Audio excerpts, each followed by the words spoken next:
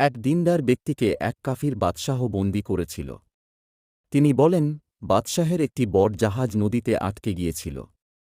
অনেক চেষ্টা করেও সেটাকে নদী থেকে বের করতে পারল না।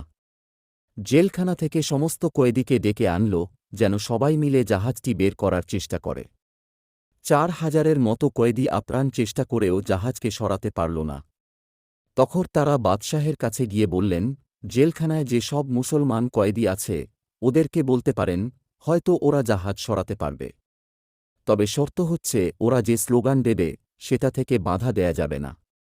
বাদশাহ এ শর্ত মেনে নিয়ে সব মুসলমান কয়েদিকে ছেড়ে দিয়ে বলল, তোমরা তোমাদের খুশি মতো যে স্লোগান দিতে চাও সেটা দিয়ে জাহাজটা বের করে আনো।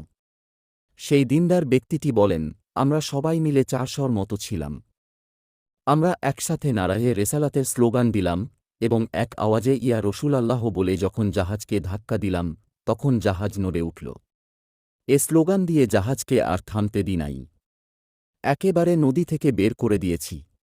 এতে আমরা বুঝলাম, নারায়ে রেসালাত মুসলমানদের প্রিয় স্লোগান। মুসলমানগণ যেন এটাকে সদা প্রচলিত রাখে। এ পবিত্র নাম দ্বারা বড় বড় মুশকিল আসান হয়ে যায়।